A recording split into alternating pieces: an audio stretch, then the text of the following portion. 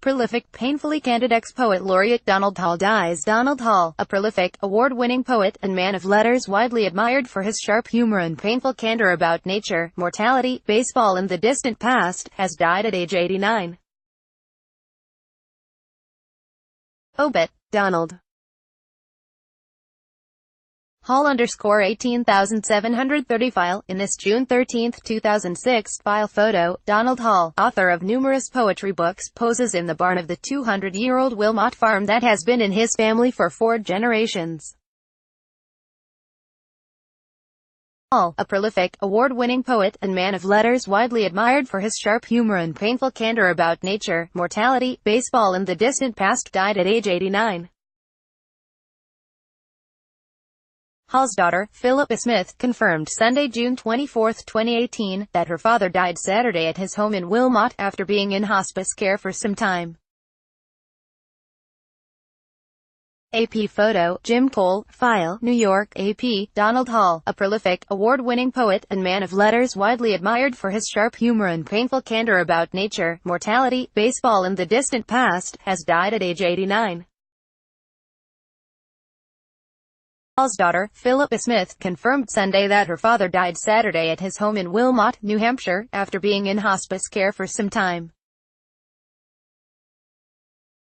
"He's really quite amazingly versatile," said Hall's longtime friend Mike Pride, the editor emeritus of the Concord Monitor newspaper and a retired administrator of the Pulitzer Prizes. He said Hall would occasionally speak to reporters at the Monitor about the importance of words. Hall was the nation's 2006-2007 Poet Laureate. Starting in the 1950s, Hall published more than 50 books, from poetry and drama to biography and memoirs, and edited a pair of influential anthologies. He was an avid baseball fan who wrote odes to his beloved Boston Red Sox, completed a book on pitcher Doc Ellis and contributed to Sports Illustrated. He wrote a prize-winning children's book, Oxcart Man, and even attempted a biography of Charles Laughton, only to have his actor's widow, Elsa Lanchester, killed the project. But the greatest acclaim came for his poetry, for which his honors included a National Book Critics Circle Prize, membership in the American Academy of Arts and Letters and a National Medal of Arts. Although his style varied from haikus to blank verse, he returned repeatedly to a handful of themes: his childhood, the death of his parents and grandparents and the loss of his second wife and fellow poet, Jane Kenyon. "Much of my poetry has been elegiac, even morbid, beginning with laments over New Hampshire farms and extending to the death of my wife," he wrote in the memoir, Packing the Boxes, published in 2008. In person, he at times resembled a 19th-century rustic with his untrimmed beard and ragged hair. And his work reached back to timeless images of his beloved, ancestral New Hampshire home, Eagle Pond Farm, built in 1803 and belonging to his family since the 1860s. He kept country hours for much of his working life, rising at 6 and writing for 2 hours. For Hall, the industrialized, commercialized world often seemed an intrusion, like a neon sign along a dirt road. In the tradition of T.S. Eliot and other modernists, he juxtaposed classical and historical references with contemporary slang and brand names. In Building a House, he begins with the drafters of the U.S. Constitution leaving Philadelphia, then shifts the setting to the 20th century. Some delegates hitched rides chatting with teamsters, some flew standby and wandered stoned in O'Hare, borrowed from King Alexander's National Bank. An opponent of the Vietnam War whose taxes were audited year after year, he was also ruthlessly self-critical. Nakedly, even abjectly, he recorded his failures and shortcomings and disappointments, whether his infidelities or his struggles with alcoholism. The joy and tragedy of his life were his years with Kenyon, his second wife. They met in 1969, when she was his student at the University of Michigan. By the mid-70s, they were married and living together at Eagle Creek, fellow poets enjoying a fantasy of mind and body, of sex, work and homemaking. "We sleep, we make love, we plant a tree, we walk up and down, eating lunch," he wrote. But Kenyon was diagnosed with leukemia and died 18 months later, in 1995, when she was only 47. Even as he found new lovers, and sought them compulsively, Hall never stopped mourning her and arranged to be buried next to her, beneath a headstone inscribed with lines from one of her poems, "I believe in the miracles of art, but what prodigy will keep